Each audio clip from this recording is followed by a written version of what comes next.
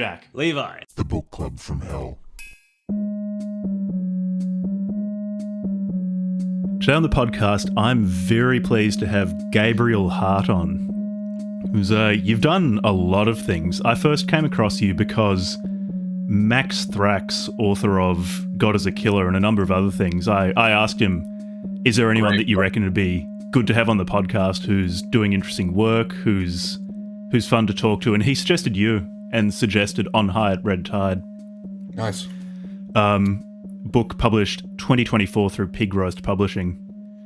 Also, a publisher worth checking out if people haven't. I read it, really enjoyed it, and reached out to you. And on the basis of that, also read Virgins in Reverse and The Intrusion, which are these kind of paired novellas you published in 2018 that are cool.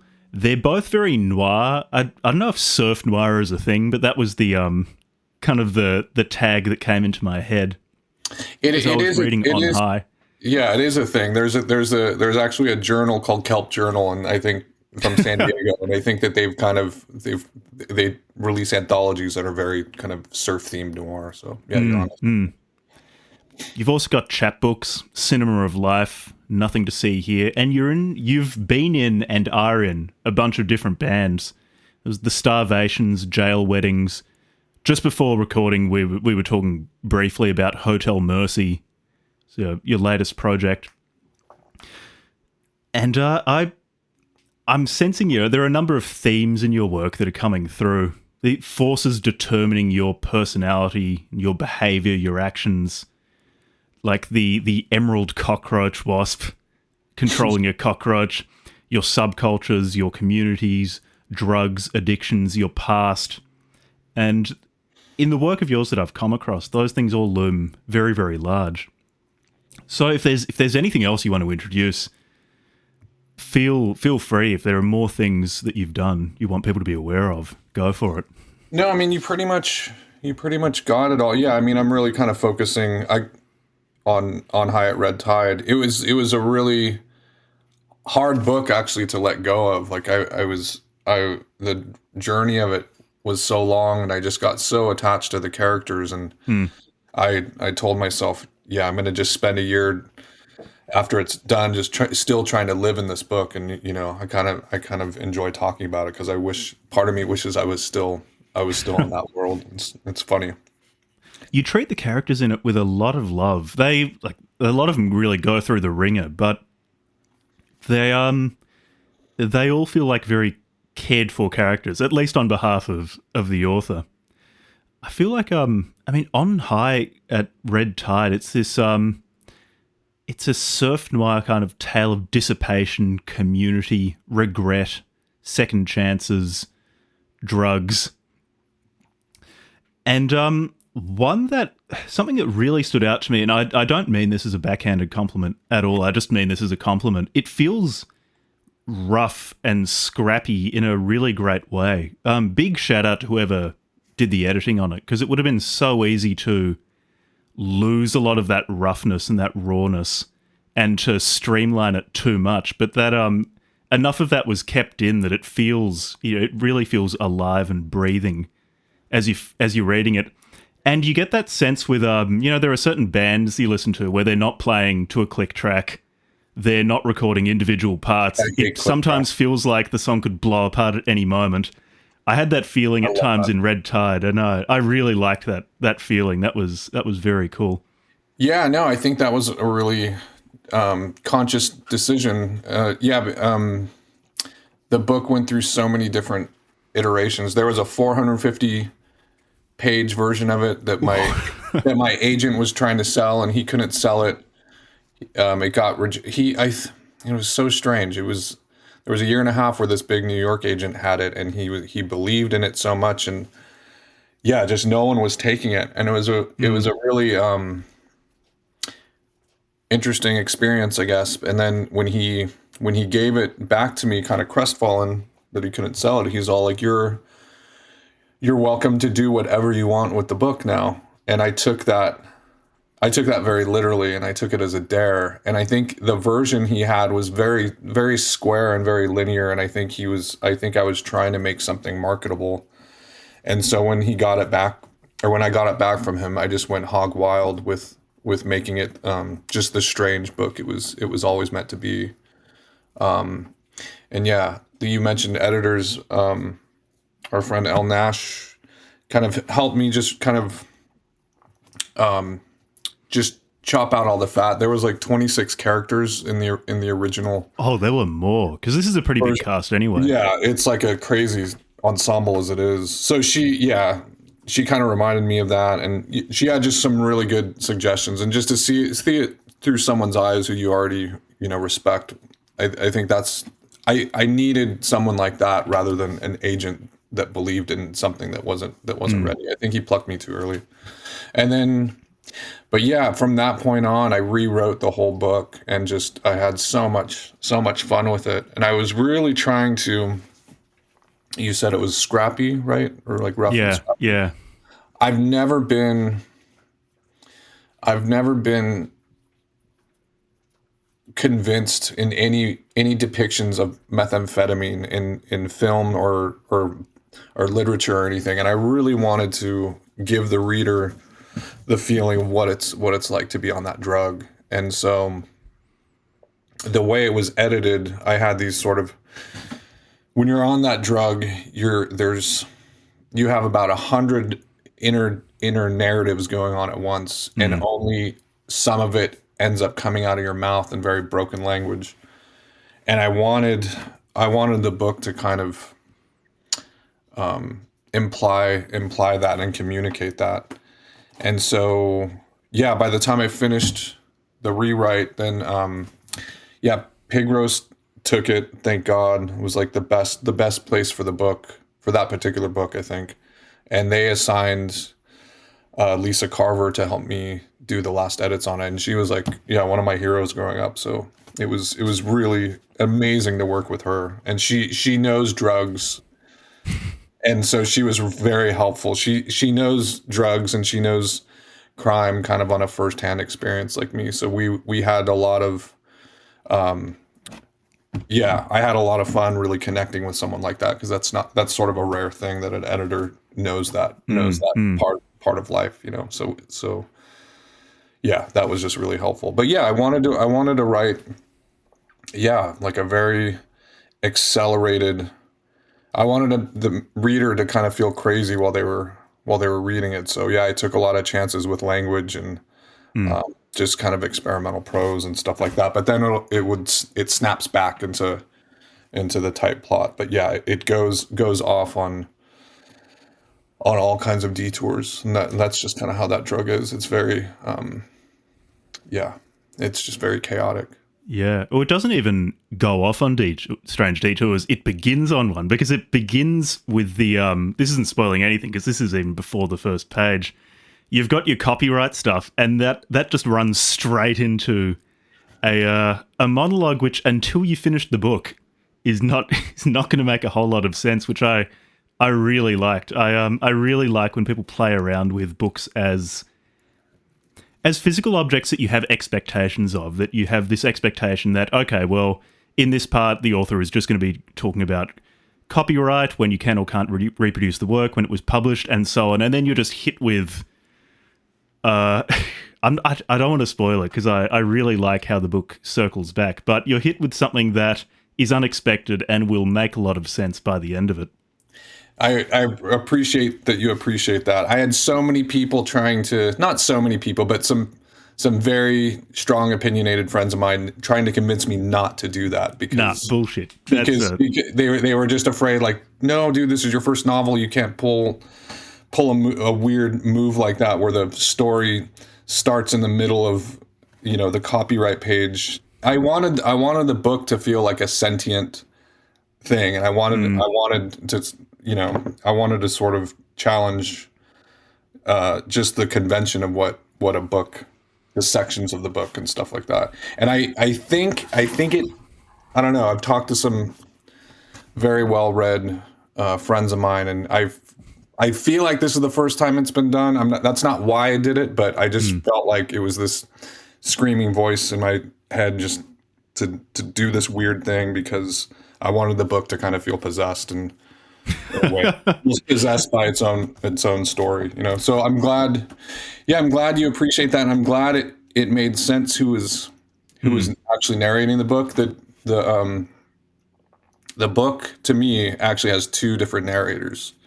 I don't know if you thought of another narrator, but I love asking people who they thought is narrating the book, because everyone Let's has. talk about that afterwards, because like once we stop recording, because I really want listeners to discover these things for themselves, because that's a really fun. It's a way it reframes the book Yeah. once you get to the end, and then it reframes a line that appears a few times in the book and is also on the blurb of the book. You can't teach someone a lesson if they're dead. It gives it a whole lot more meaning once you start getting a feel for who's narrating it. So, something I want to ask you, on the basis of this reframing in the book of you can't teach someone a lesson if they're dead, do you think the ability to learn a lesson or to be taught a lesson really ends with death? Because that's posed in a really interesting way once Red Tide is finished. Yeah, I wanted to write. I don't know. I always like, I've been thinking about murder all my life. Sorry, that sounded very very incriminating. But no, since I was a little kid, I've been, like any other teenager is going to be kind of obsessed with serial killers and why people kill, and just and that's kind of what got me into noir and crime fiction and stuff. But what I think we don't isn't explored a lot is just the regret that someone must feel when they just when they take someone's life. I just, and especially in noir and crime fiction, I don't think that's explored nearly enough. And it's always like the bad guy that had it coming, and like so much crime fiction has just these insane body counts, and it's all this kind of like contemporary crime fiction really drives me nuts sometimes, because there's so many authors that's just like they care more about the story being a bullhorn for their own personal politics than trying to write a really like mind altering story. And so yeah, I wanted to just kind of explore, and and that's, I think, when did I come up with that line? I think so. I used to live in this neighborhood in LA. It was like kind of a gangster neighborhood, and I would hang out with these veteranos, these old gangsters that were kind of out of the scene and stuff, and that's kind of like I knew some of these guys had killed some people when they were growing up. That's just the way of life, and that was sort of my takeaway. I would see these guys as just these heavy burdens of their past on their shoulder, and that's I think that's when it clicked. It's like, yeah, you can't usually, like a crime of passion, when someone kills another person out of revenge or some kind of retribution, and then what? You know what I mean? It's like you can't. You're where that lesson. It's. I don't know. I'm surprised more movies don't, or more movies and literature just don't explore the what that must be like to live with, and how you just can't turn that clock back once it's happened.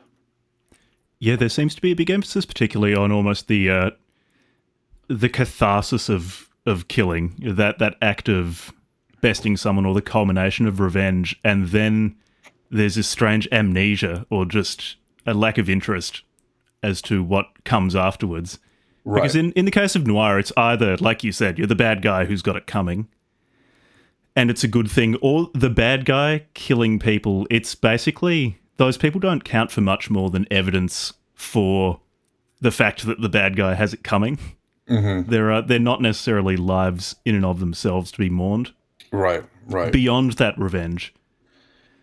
So you talking about those veteranos, is that where some of the inspiration for Rudy came from?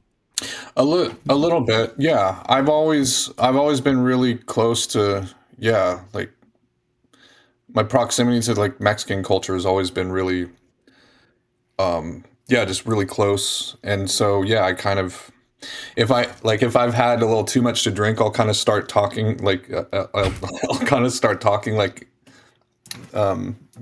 Mexican a little bit, because that's just it's how I grew up. It was very formative. I was, yeah, always in those neighborhoods, always just had a big love for that culture and their traditions and stuff, music and art and everything. So, yeah, I mean, that must have had a huge influence. And I was, yeah, I wanted to get it right, and I'm pretty sure I did. I mean, it's a certain kind of cadence and everything, especially when there's that gangster thing kind of going through it. And hopefully, I did it in a respectful way and not kind of any kind of like parody kind of way. I have a lot of love for that. Yeah, that culture. Yeah, and there is what you said earlier too about how some of these people you knew had killed someone when they were younger and then were basically dealing with that as adults. There's a lot of feeling of that throughout on High at Red Tide. So for listeners, I'm not spoiling anything, I think, when I say much of the book is about these childhood teenage friends who form a group called the Vigil, and they start selling speed, and it just spirals out of control from there. But much of the book seems to be, at least on my reading, to be sort of this youthful exuberance, this lack of consideration of the future and of consequences getting out of control, and then once they're older and more mature, picking up the pieces and trying to make sense of what's happened to them and of what they did. Of both of what they did and what they, I guess, felt compelled to do by their love of speed, their dependence on the money that it brings in, and so on.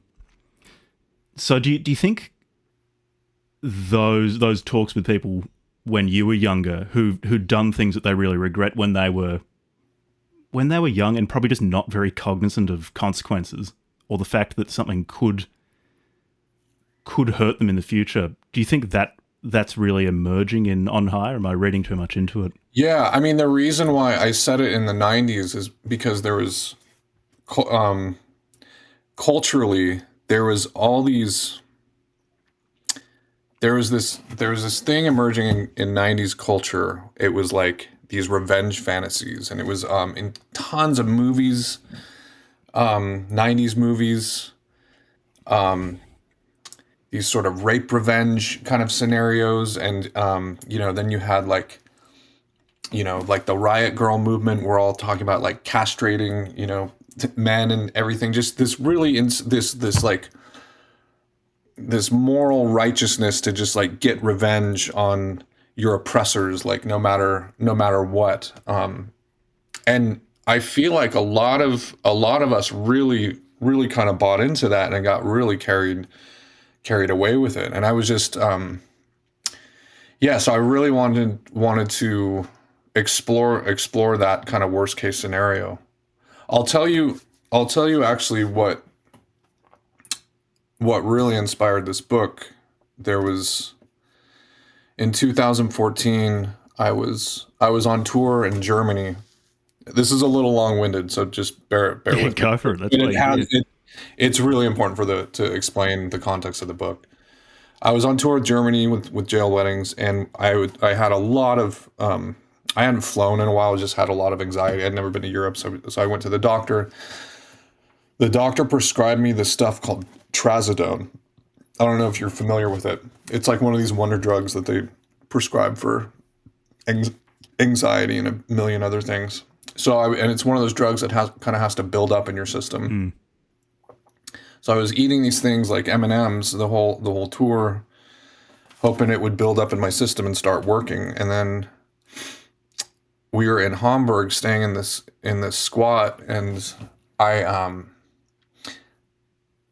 swear I like went into another world or something. I had a nightmare, and I'm using air quotes because I woke up the next morning and didn't know it was a nightmare. I thought I thought this nightmare I had was this basically like a suppressed memory that I had killed somebody.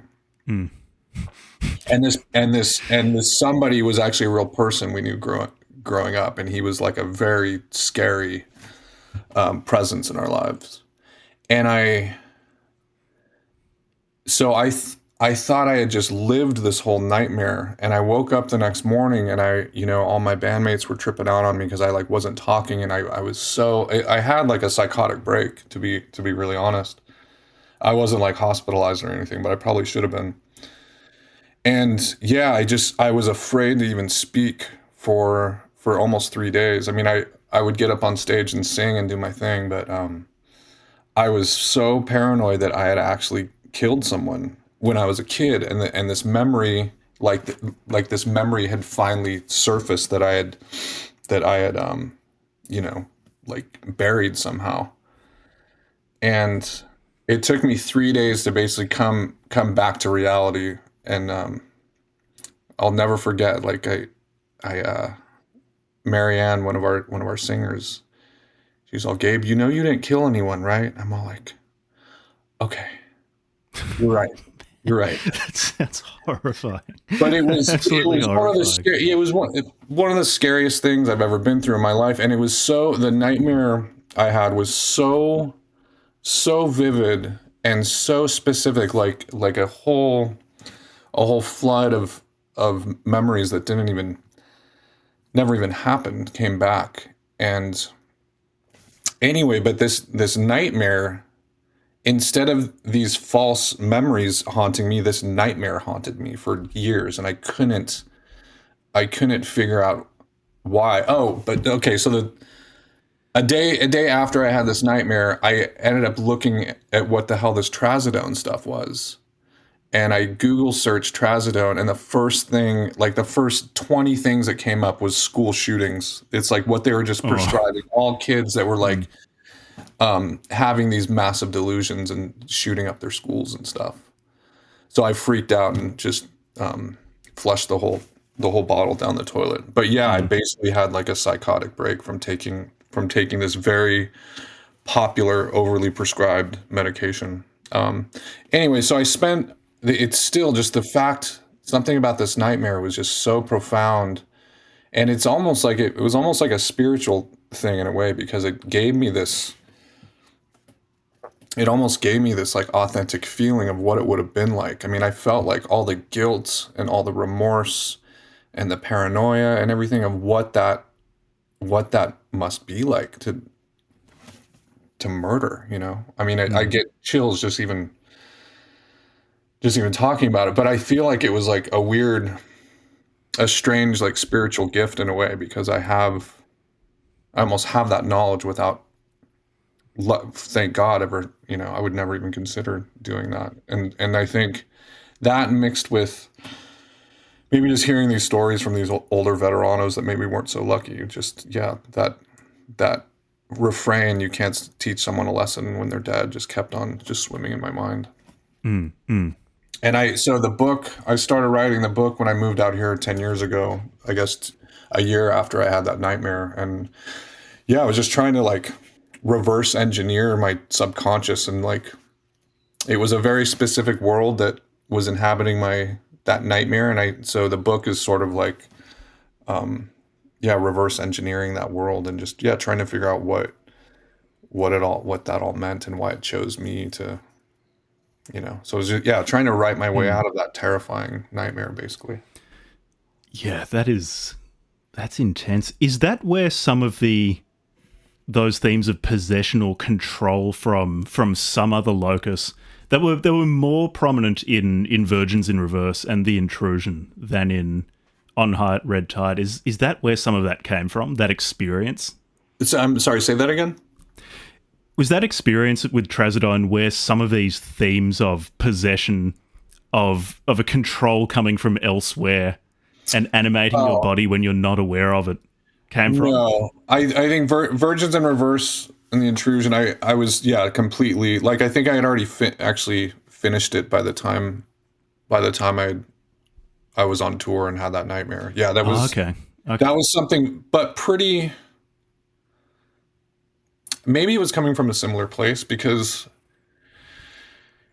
yeah, I also kind of witnessed some stuff growing up with us, and just like how just the far reaches of extreme alcoholism, there's like a psychosis that comes with that too, where, you know, without getting too deep into it, there were some incidences growing up where I would black out a lot when I was a kid. I would kind of like dissociate, and I think I just kind of had that tendency anyway. So if you pour alcohol on that, I think you're really asking for trouble.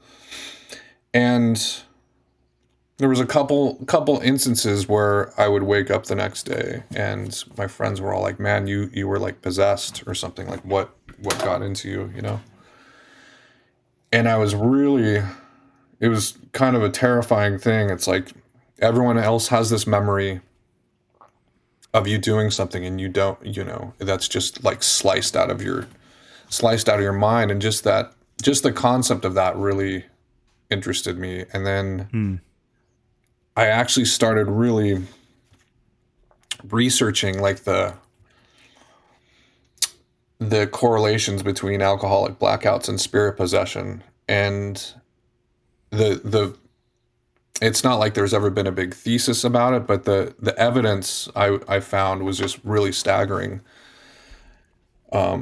It's almost like the same part of your brain is affected. I mean, I'm not here to like convince anyone that spirit possession is a real thing. That's up to the individual. But I just found it really interesting just how many similarities there were between those two phenomenons. And so, yeah, I sort of decided to write this novel about this piece of fiction about someone that's kind of challenged with.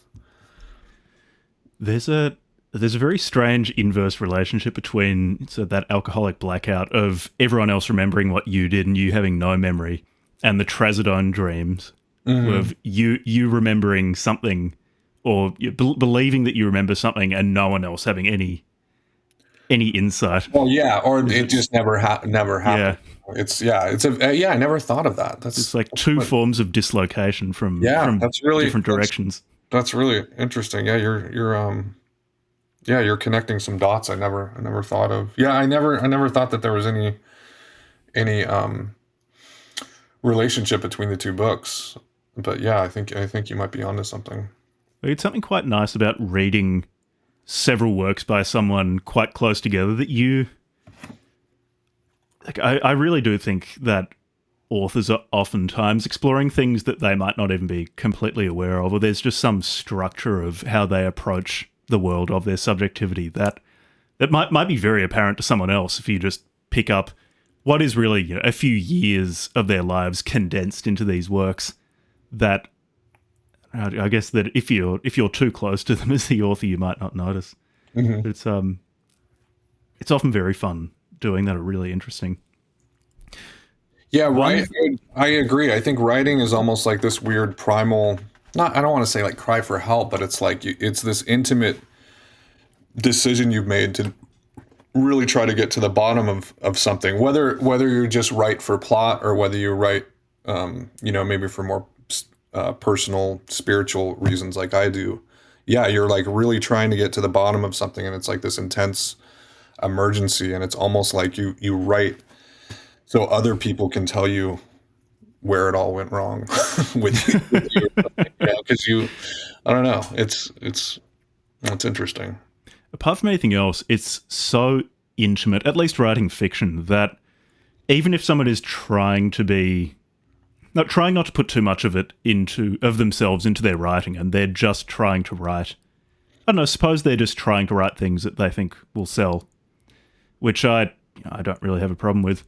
But even if you're trying not to be too vulnerable or to bear too much of yourself in your writing, I think it is just going to come through anyway. You can't really stop it from happening. It's going to emerge somewhere. Yeah, I think for like my longer form work, I think it's always going to have a big part of me in it. I can kind of remove myself from shorter stories a little easier, like, usually something that has nothing to do with me will inspire it a short story, but I think the longer form is really just like, yeah, a challenge just to maybe explore something that's just been, yeah, a shadowy presence like for your whole life, and just trying to share and explore that part of you. One aspect of On Height Red Tide that I was very impressed by was your descriptions of various states of intoxication.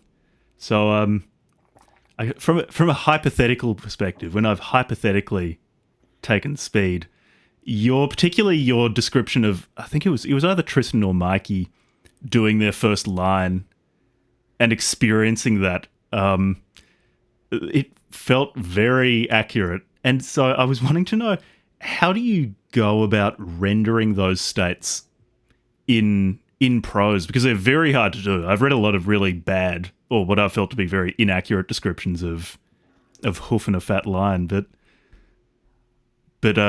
you got it right. It felt true. Oh, I'm glad. I'm really glad to hear that. Yeah, I don't know. I feel like you have to have done drugs to write drugs. I mean, I think that's definitely something you can't just imagine what it's like, because everyone's gonna have. That's the thing with speed, especially.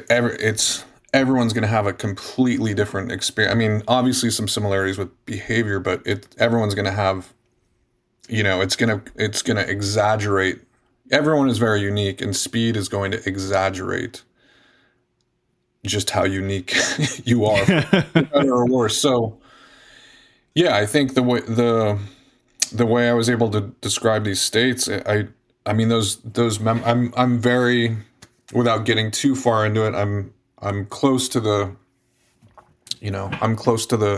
source material. So these memories are just kind of seared into my brain. And I mean, speed could be a lot of fun too, I'm not gonna lie. It's just completely, I wouldn't recommend it to anyone ever. That was all stuff I did when I was a kid. But I think it's yeah, important to reinforce to people that it's too much fun. Like, there's an amount of fun you're allowed to have each day, and if you overdraw on that, you pay it back with interest yeah, for yeah. the days after. Yeah, definitely. And I'm trying to answer your question in a more yeah, detailed way. I think,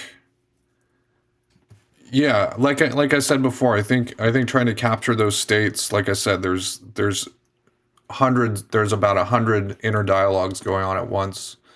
And so what happens with speed a lot is there's almost this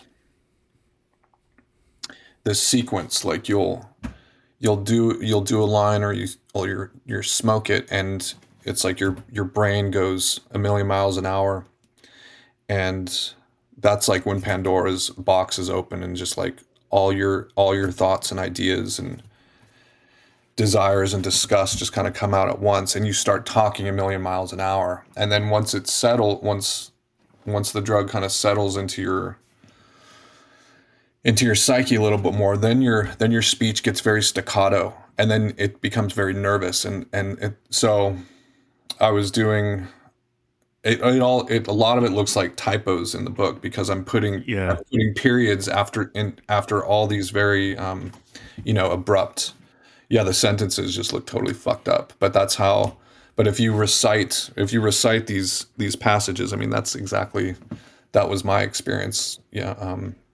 Something I felt you really picked up on that I haven't seen described too often is that experience of just seeing something in the environment, like scratches on in a car's paint or on a wall, and then falling into the memory of that happening, and then continuing to fall through these different memories while you're just continuing to do something else, and while you're continuing to think about something else. I think you only hinted at that for a few sentences, which also felt accurate. So Yeah, I mean, I think your sense of panoramic vision is wild when you're on that stuff. I mean, you could see everything, and it kind of goes to your head, and you're trying to. It's funny, everything, the world becomes, God, I hope I'm just not like glorifying this horrible drug. I wouldn't, seriously, it's like one of the worst things on the planet. But you, yeah, your panoramic view just become like you end up feeling like everything's predestined, and you're, it's very like main character syndrome. Like Mm. you're in control of everything, and everything's kind of poetic and really intense, and everything has meaning. But then when it starts to when you get spun, like when you've been up, for a day or 2 or 3 days, usually 3 days is when you actually start. So another thing I wanted to explore in this is there's this. I love the idea of shared hallucinations, and there's this phenomenon that happens with meth. Is everyone I've talked to has had this experience. You're visited by a demon. They call it the speed demon, and everyone has their own depiction of it. But yeah, it's terrifying. It's like you can't look away from it. And this is, yeah, it's something that I feel like happens to everyone. Mm. It's And there's almost like it's like almost like your worst fears coming to roost in a, I think when we think of like, and I think our brains have to kind of personify it somehow. But yeah, it's like clockwork. Everyone seems to have this really similar hallucination on it. mm. With the destructiveness of these things like speed or alcohol, there's heroin as well that some of the characters in Red Tide try out.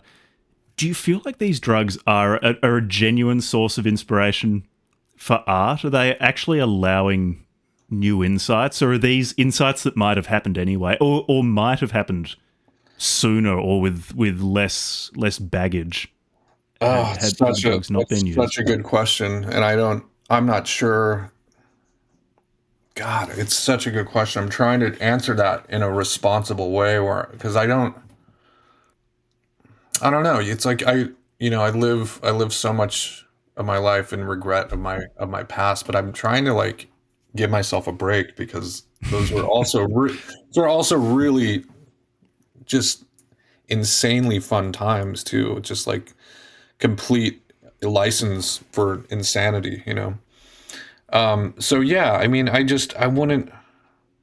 Drugs were just. I'm sounding like such a boomer right now, and I'm a cusp Gen X. But drugs were just better back then. Drugs were better when we were growing up. They weren't Not full nearly of as fentanyl. right. No, they weren't as dangerous as they are now. You have to be literally insane. You have to have a complete death wish to do hard drugs now, even to do cocaine. Like there's like it takes like a. I don't want this to turn into like a public service announcement, but yeah, it takes like a speck, the size of a grain of sand of fentanyl to just get mixed in with cocaine on accident to kill you. And so I think drugs were more common and more utilized creatively when we were growing up because the risk wasn't nearly as heavy as it is now.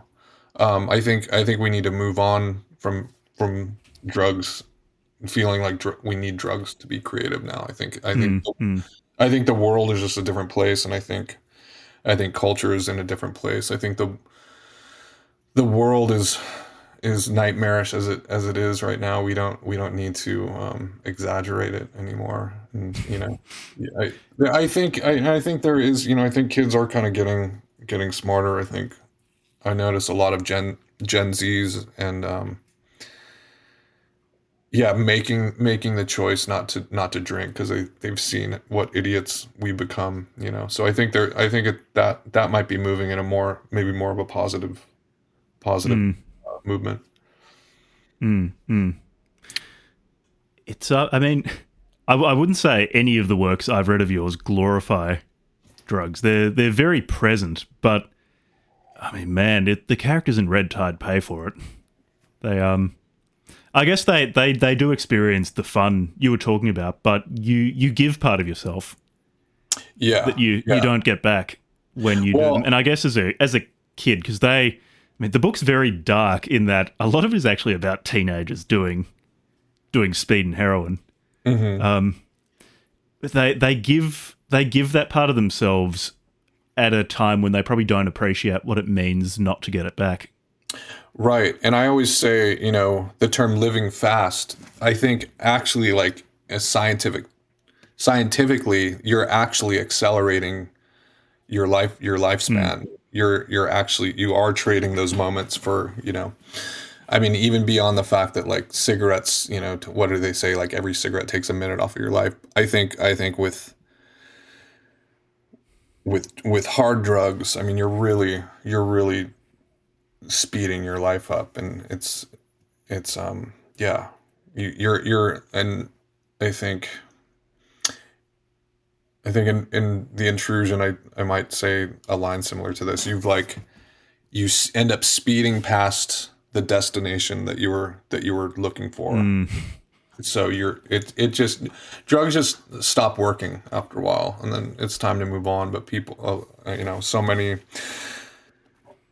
of us aren't so lucky to know, when to stop, and when we've passed that destination that we were looking for in the first place, because we're just we've lost our cognizance. And I don't want listeners to think that On High at Red Tide is very dour, or it's sort of a PSA about drugs, because a lot of it, especially in the earlier parts of the book, is very funny. You capture those group dynamics of a bunch of teenagers, just like hanging out, making fun of each other, doing dumb things really well. Yeah, it really goes off the rails. It escalates like anything. But there's a lot of humor, and it's where a lot of the heart of the book comes in. The relationships between all of these different kids in the vigil. Yeah, I think something, I wanted to explore like the phenomenon of the punk house too. Like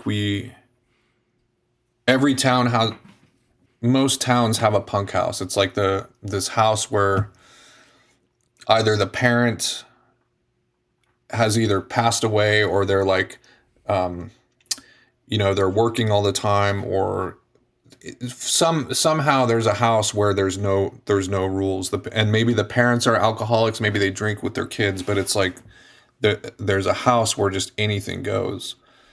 And I've always found it interesting how like when we would go on tour and stuff, we would play these houses sometimes, and we would find these very similar characters to us. It's almost like when these punk houses form, this very specific hierarchy just kind of naturally falls into place. There's like the leader, who's usually a complete psycho. Then there's like the quiet one, there's just all these kind of archetypes. And I wanted to explore just kind of that kind of pecking order, I guess. I always found that to be really interesting. And I think what happens when these kind of kids from broken homes form like a gang, I think they try to give themselves that family structure through the gang, but then more often than not, they end up repeating. It almost becomes a self-fulfilling prophecy. Like they end up bringing like that damage from the broken homes that they came from into the gang, and they start repeating these habits from their parents. So yeah, I wanted to explore that. Yeah, just like that vicious cycle. I think it's just part of becoming an adult. You realize, for better or worse, in many ways, you do become your parents. I mean, from a broken home, it's not like someone turns up one day and goes, you know what, I'm going to be a terrible dad. I've just been dreaming of it all my life. This is what I was born to do.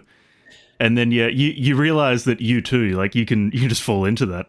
It can just happen to you.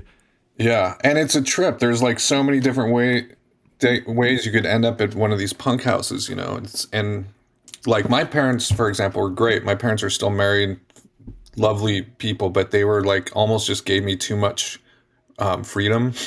I was like a very free range child. They wouldn't care if I just disappeared for 3 days. It's just the Gen X stereotype that I keep hearing about. Totally. So that's how I ended up at a punk house and just into punk rock and stuff. My home wasn't really broken. It was just too much free. It was almost like I was looking for discipline through like an alternative family, sketchy gang type situation. Has this been an enduring interest of yours, these group dynamics? Because I noticed also in Virgins in Reverse, less so with The Intrusion, there's a relatively large cast of people who find themselves thrown together and finding themselves into this kind of hierarchy in a cinema, a silent cinema. Oh, right.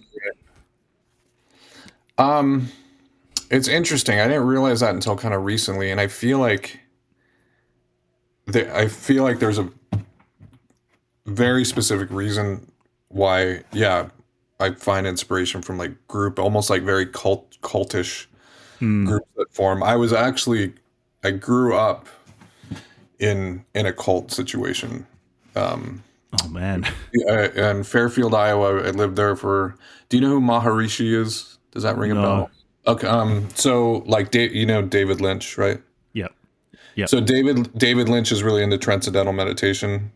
Maharishi was like the big guru behind transcendental meditation. So my my family was involved with that, and it's it would be like Scientology light, or like like diet Scientology or something. Like meditation is a great thing, but the whole transcendental meditation thing is absolutely a cult in that respect, where there's a hierarchy there. There's dues you have to pay, just like there's this all these kind of this sequence you have to go through of like initiations and everything. We and I still meditate, but I would never, I think we came running back to California with our tails between our legs from that whole experience. I mean, we kind of went to the poorhouse because of it. But I feel like it did at a very early age, it did fill me with this kind of toxic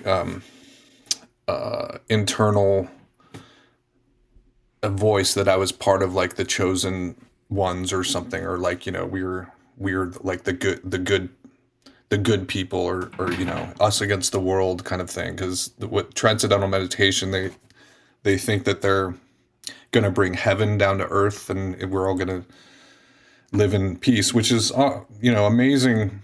I'm all for peace and stuff, but just the way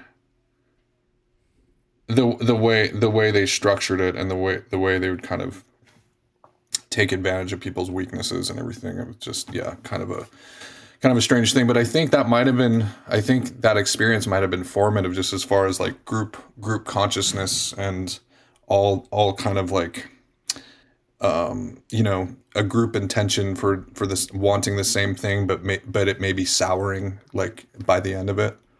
I think I might have like, yeah, that might have been like a self-fulfilling prophecy I kind of went through like over and over and over again. And I think I went through that with my band Jail Weddings. There was like 10 of us in that band, and I was like, the leader of this band. And yeah, I think I was just repeating a lot of that weird, I almost became like the the manipulator in some way. Bands are so funny like that. It's like who like frontmen, it's like they've somehow convinced a group of people to just like do their bidding. I mean, it's like, it's actually really insane if you think about it. And I think that just sort of hit me during the pandemic. It's like, God, do I even want to do this anymore? But then it's also in a live show, particularly. It's a huge advantage to have someone like that who's really magnetic on stage, to be a focus for the crowd's energy. Because there are plenty of bands I really like who have no stage presence. Like they sound great on record. When they're live, they sound great, but there's not that central focus. You almost need that Yeah. that megalomaniac on stage I know. suck up the energy. I don't think you're totally right, and I don't think there's ever been a well-adjusted frontman, for that same reason. I think we're attracted to to almost just becomes this like sacrificial rite in what's happening on stage. It's a weird dynamic, because there's the megalomania, but there's also the that intense, desperate need for the crowd to love them. I'm not sure if this is Oh your yeah. experience, but No, that 100%. also, it just It's drives so them transparent. to put on such a good show, that emptiness as well. Yeah. Yeah, and then you crash from it so hard afterwards. I mean, it's like, and then yeah, it's like, God, that crash after that. I mean, it's just like a complete. Yeah, you're like, you have all those endorphins like firing at once, and then you just crash, and it's like, yeah, it feels like, yeah, so debilitating. And it sounds so ridiculous to even hear myself say that, but I think it's a real chemical thing that happens with musicians, that that kind of manic depressive kind of thing that happens. I don't think anyone, and the more popular you become, the worse that gets too. I mean, yeah, we wonder. It's why do we do this to ourselves? Like, It's why probably do not we an why accident do that a we bunch of them just go off the deep end as why well. do we But like go on stage and just make do this? Why do we write these books about these painful parts of our lives? I mean, why the hell are we doing any of this? I couldn't answer that question. It does feel like sacrificial though. Like before On High at Red Tide came out in September, I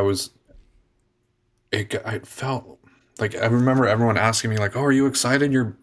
This novel's finally coming out." I'm all like, "No, I'm not excited at all. This feels really like I don't want to let this go. This feels like a funeral somehow." And that sounds so dour. I know it sounds ridiculous, but I think there's something really primal to that. I've talked to a lot of authors about that that feel the same way. It's like, it feels so, all of a sudden once it's coming out, it just feels so vulnerable, and like you're giving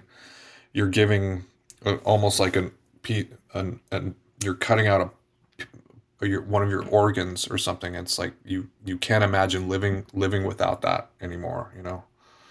mm, Uh, mm. yeah, I had a weird time leading up to this book. It's like, and yeah, like I was saying before, maybe I just wanted to continue living in it. I got so attached to the characters. I was like, really, every day I would rush to come home to finish writing it, because I was just so worried about what was going to happen to them next. Mm, mm. How did Red Tide first appear to you? Was it a particular character or a location, or this strange overall framing narrative that I don't want to spoil for people? Where did it emerge from? Are you talking about like the location, or just the The whole? the entire book. Where did like Like, what was the first thread that you started picking at that eventually led to the book being finished? I mean, it's funny because when we were growing up, like I wrote as a teenager, and my friends would sometimes suggest like, oh, you know, our life's going to be like a movie one day, or like, oh, maybe it'll be a book. You got to like document, we have to like remember all this stuff because no one's going to believe it. So I started writing, I think, songs that were like documenting our lives. I felt like that was sort of my job as like the village bard or something, to create these like legends out of us or something. I know that sounds silly, but it's like the only way I could describe it. Um, and yeah, I feel like On High at Red Tide was like, it's kind of a story I've been trying to tell since I was a kid. I knew that there was just something that was unique about that upbringing, and then once I had that nightmare in 2014, I think that just triggered it. It was almost like God or whoever was saying like, "All right, I'm going to give you this, and then you're going to give me this." Hmm. Um, yeah, it felt like a weird, once I settled down from that nightmare, it felt like, I don't want to say a transactional thing with um, a higher power, but just like, well, like, okay, this is like, I'm not going to stop until this is done, because I think Mm, there's something in all its darkness. There's something important here, um, mm, like morally important, and I think, and that it just kept on, that refrain, "You can't teach someone a lesson when they're dead," just kept on kept on looping in my head. But so it takes place in Laguna Beach, California, and I did grow up in Laguna Beach. And what's interesting about this beach town is that, like, now it's just a fortress of wealth. I mean, it's just like this town used to be overrun with teenagers, and you just don't see any of them. But I wanted to capture, I think, Laguna Beach when it still had this like seedy, anarchic quality to it. It's one of those towns that was like there was a lot of drugs from the 60s. It was like a big drug haven. There was the hippie mafia, they called them. There was this group called the Brotherhood of Eternal Love, and they were the ones that actually synthesized Orange Sunshine LSD. And they were the ones that actually, I think Big Jim actually explains this in the book. They were the ones that actually went to Altamont when the Stones played, and they were the ones that actually caused all that chaos. They actually dosed. They thought that they were going to turn the world on to. They thought they were going to save the world through Orange Sunshine LSD, which was the most potent LSD at that time. And so they got so evangelical about it. They showed up to Altamont, and they wanted to mellow out all these Hell's Angels security that were acting as security. And so they ended up dosing dosing all these Hell's Angels, and then all hell broke loose.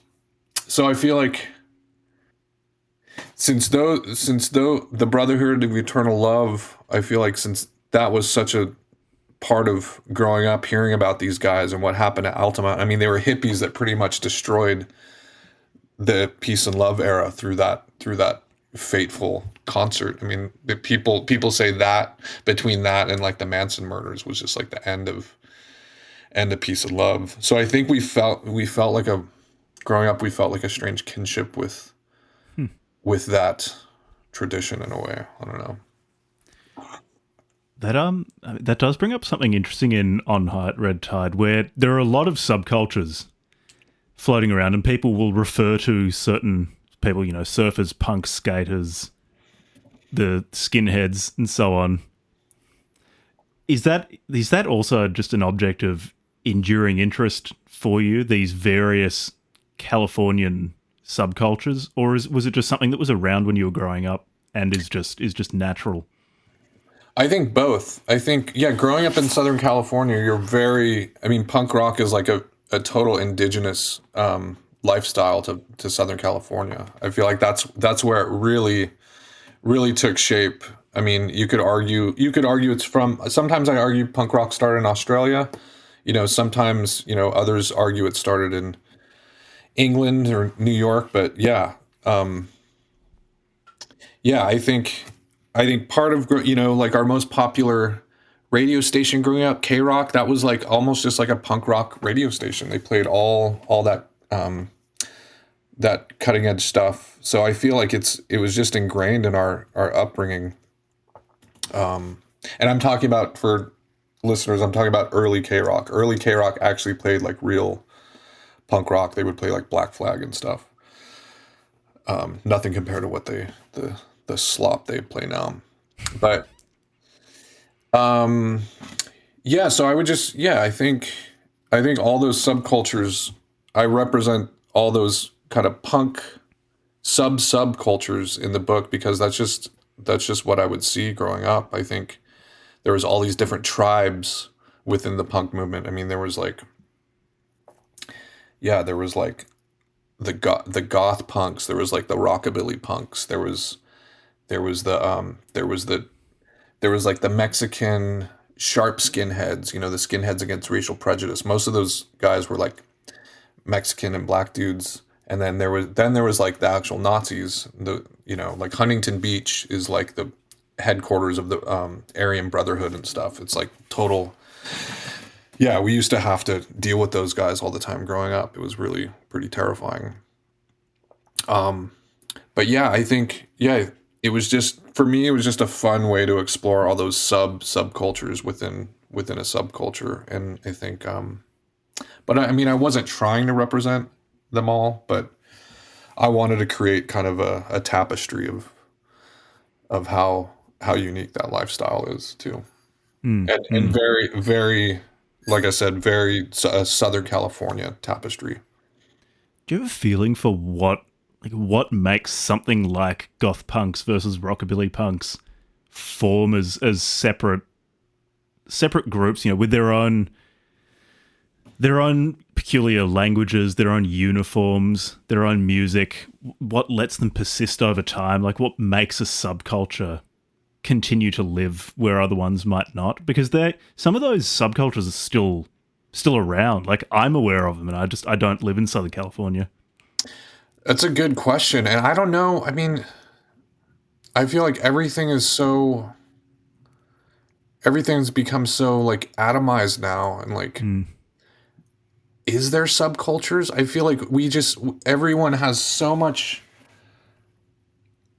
I almost feel like you don't even hear the word subculture anymore and it's because of the internet. Everyone has access to whatever they want through the internet. And I don't mean for this to be some like things were better back then spiel, but I think when these subculture gangs form, it's this feeling of, yeah, searching for your actual identity, and yeah, creating, a lot, especially within punk rock. You're going to these shows that could turn violent at any second. So you show up with a pack. You rarely show up to these shows alone.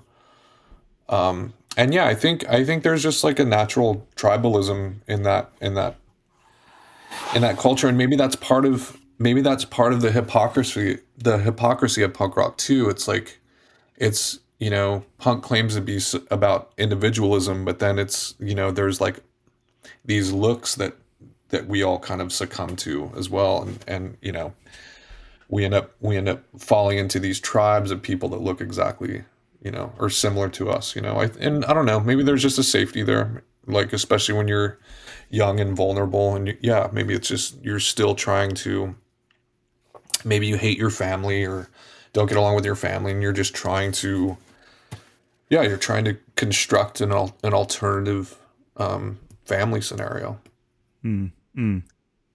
with a soundtrack. Yeah, no, the soundtrack does seem really important. Yeah. Were you writing music or literature first? Which of those? I've always been, I mean, literature. I don't know if anything I was writing as a teenager would pass as literature, but so I would have to say, yeah, music first. Hmm. That was the most. I didn't feel ready to take writing really, really seriously until maybe 12 years ago. And a lot of my favorite authors, I think, didn't start to take writing seriously until they were older, I feel like. And I think there's something important in that. It's like you finally maybe have some wisdom to offer at that point. It is funny how it does seem to work like that, where music is not exclusively, but seems largely a younger game. Yeah, I mean, rock and roll is absolutely should absolutely be a young man's game. That's the whole point of it. I think I feel kind of silly that I'm still playing in a rock and roll band at 48, but I'm trying to do it gracefully. But yeah, I tried to. So yeah, to answer your question, I started writing songs first, but I was really into lyrics. Like all my favorite bands were like X and like the Gun Club, and all these bands would write very literary lyrics. You could tell that they were reading Burroughs and Chandler and all this great stuff. And so I would find out about literature through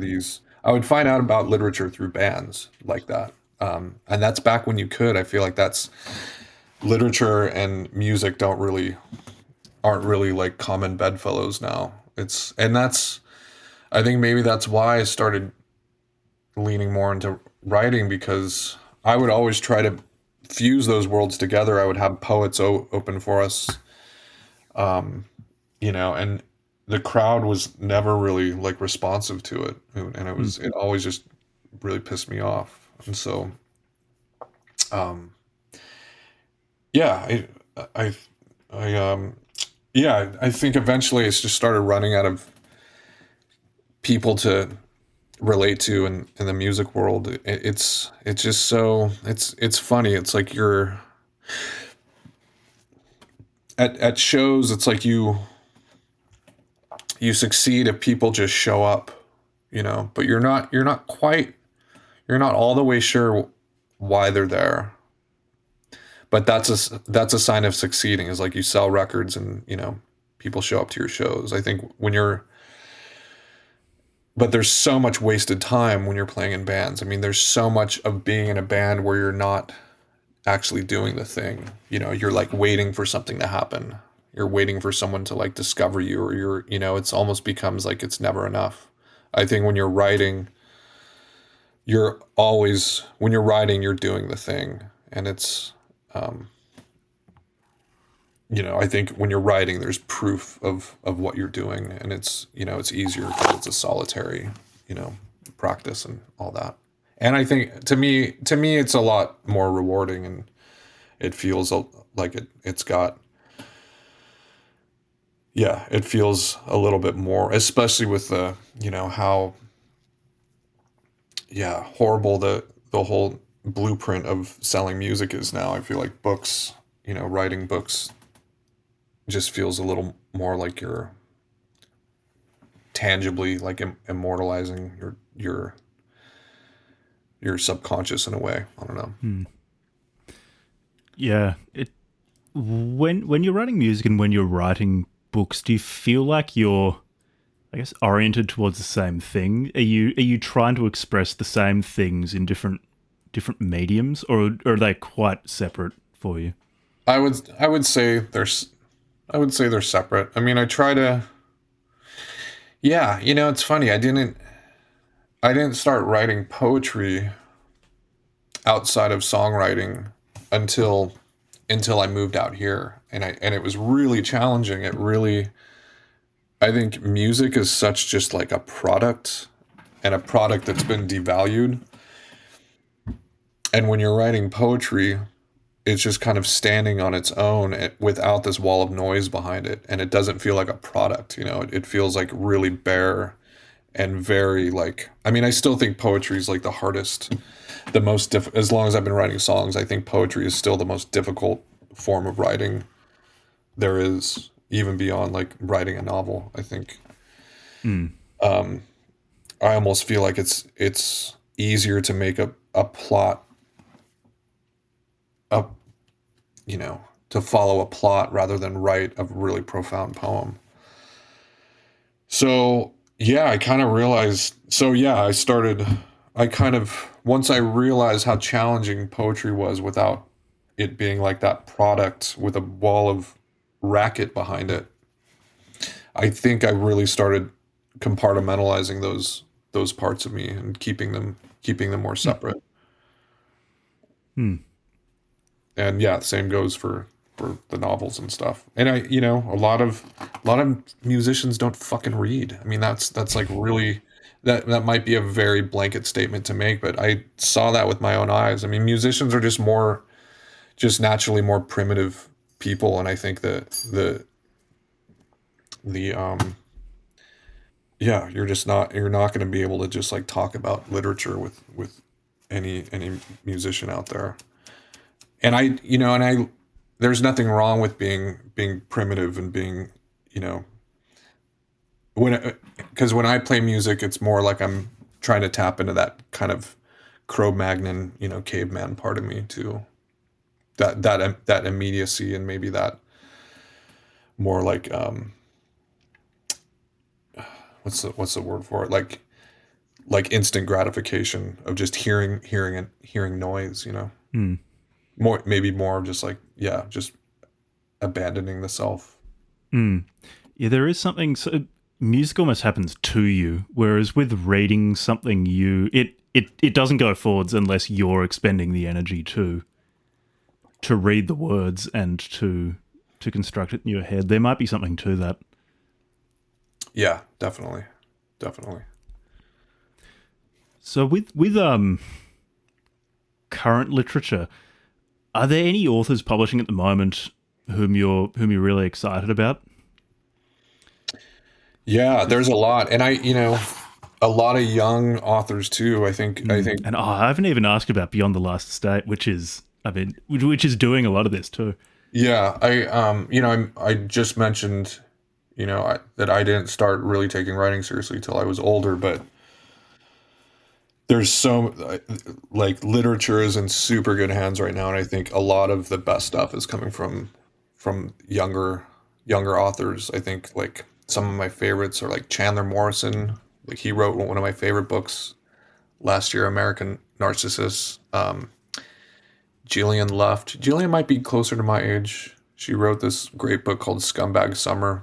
Um, Danielle Chilosky's really amazing. I think she's taking the form of autofiction into this insanely intimate, insanely cognizant, insanely immediate new form.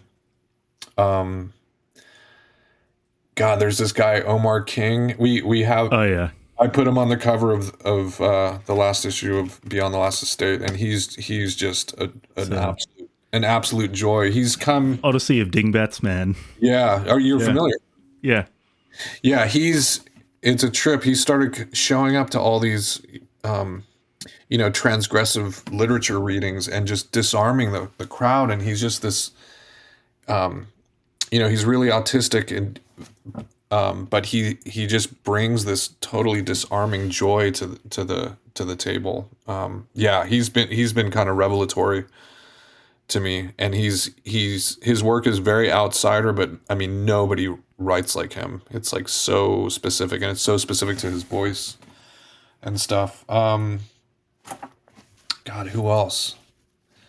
My favorite my favorite two books of this year, I'll tell you. And actually, one of them is Lisa Carver, but the woman who helped me edit On High at Red Tide. Her book, Lover of Leaving, just like shattered me completely. And Pig Roast actually put that out. Just yeah, I don't even know how to. I feel like I'm still recovering from reading it. It's a collection of essays, but yeah, she's incredible. So that book, Lover of Leaving, and then John Tottenham's book called Service is absolutely incredible. It's a book about a guy that works at a bookstore, and he's trying to write a book, which sounds like a horrible premise. Like who would want to read that? But it's the one of the most insightful, bitter, incredibly bitter, but incredibly hilarious. And then I just read a great review of it that just nails it. They said it reads like a suicide note written by someone who refuses to die. Yeah. So yeah, and I think I'm gonna do something on him for the next issue of Beyond the Last Estate. It's just really exceptional work. Yeah, I noticed. I'm not sure how to pronounce his surname. Daniel Kuhnlein or Kernlein. Oh yeah, Bloodletter I saw was on. yeah. He's another, yeah, easily That another. that was such an unpleasant book. I say that in a good way, but that was a Oh yeah, God, really unpleasant book. yeah, I agree. I mean, yeah, you're not going to find a pleasant book on amphetamine sulfate. Yeah. They've got their thing, and Yeah, you no, kind of know what you're getting into. that book blew me away. I mean, all his stuff blows me away. His handle on language is just insane. I mean, there's no word wasted with Kuhnlein. It's like every, I think I said in the piece I wrote for him, like every sentence could be its own poem or could be its own, paragraph of prose, and he manages to just like condense it in just these like very very packed sentences. Yeah, there's a remarkable amount of new literature being published, and more often than not, it'll be being published by a group of people with a Twitter account, Right, which right. is very cool, actually. Just the just what people are willing to do for, a lot of the time people aren't doing it because they expect to make huge amounts of money off it. They just care enough. Right. Yeah, I mean, I'm trying to, a big reason why I started a print only magazine, Beyond the Last Estate, is just to try to hopefully get people's eyes off the internet. I mean, this is such a lot of this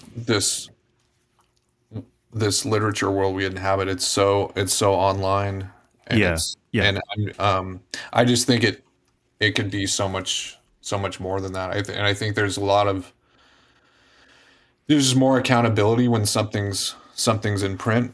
Mm-hmm. When you're like critiquing and just even doing reviews, there's just it feels a lot more like, I don't want to say legitimate, but if it does. I feel like there's I'm There's a solidity to it. Yeah, and I think so many of these authors just really deserve to have something, immortalized in print. I think, why wouldn't we have like a like our own uniform magazine? It's like, we're putting out these books, why not put out a magazine that's, on paper too? And I try to, I refer to this as our magazine, because I'm not doing it for any personal reasons other than I just want, I would even love to like step away from it at one point and have someone else take it over. I saw a void that no one was filling, and I felt compelled to fill it. We had a website. Me and my friends had a website called The Last Estate, so it kind of came out of there, and I kept on threatening to turn it into print, and I finally just told enough people I was going to do it that I just had to do it. So it's a lot of work, I'm not going to lie, but it's been really gratifying so far. I've heard it's a lot of work, because there are a few, like not many, but a few really cool print magazines. I think Subtle Body Press has put out a few. They call it 7-Story Hotel. They've put out a few editions of that, and that's cool. Very weird. Really, really great design. Mm-hmm. I think Cracks in Postmodernity I think they just released their 3rd mag. That's more essays. I think they've got some short fiction. There's a lot of really cool stuff going on. Farthest Heaven, I mean, they put out limited print run chapbooks and stuff. Mm-hmm. Some lovely designs there. Yeah, there's something nice to stepping away from that very spectral element of the internet. Yeah. Which, I mean, it's great in many ways. I mean, I wouldn't be talking to you without it. Right. But at the same time, it's nice to have an alternative, not everything being ghostly. Or maybe just something to look forward to, like I don't know, like you can't look forward to something when it's so easily accessible at the click of a button, Yeah, you're right. There is a lot of cool like print magazines happening. Yeah, I'm hoping this will continue to start, maybe like a print magazine renaissance. I was really into like zine culture when I had a zine when I was a teenager and stuff. So yeah, doing Beyond the Last Estate is bringing back a lot of that nostalgia. So it's just been a lot of fun. Beautiful.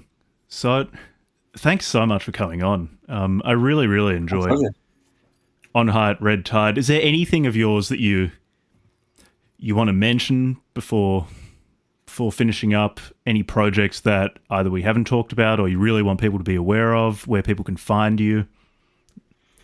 No, I mean, I'm kind of just still inhabiting the world of On High at Red Tide. I'm stoked. It seems like it's kind of had an upswing of interests in the spring, 6 months after release, and books have strange lives like that. But yeah, I'm grateful that there's like all this interest in it. I'm just gonna. I mean, I think all I'm focusing on now is like the second novel. I'm hoping to have it out, maybe have the first draft done by the end of the year, and then maybe hitting up an editor to look at it after that. And then I'm shopping around a short story collection right now, so hopefully that will fill in that gap between the novels. And yeah, just working, just kind of earnestly working with the next issue, Beyond the Last Estate. And that's about it. Yeah, and yeah, I want to give another shout out to Max Thrax for getting me onto On Heart Red Tide. That the word of mouth aspect too is nice. Yeah, definitely. I love God these is a things are Killer is circulating. such a great book. That was that was like the way that book was edited was just really, really phenomenal too. Yeah, it's a very lean book. There's not Yeah. really any No fat word on those waste, bones. no word Yeah. wasted in that book. Yeah. Yeah, Max is great. Yeah, so thanks so much for coming on, and for everyone listening, I'll include links to Gabriel's various projects in the show notes, so you can check all of them out easily, as well as the books that you recommended. I'll include links to all of those too. So thanks very much for coming on, and for people listening, see you next time. Thanks so much, Jack.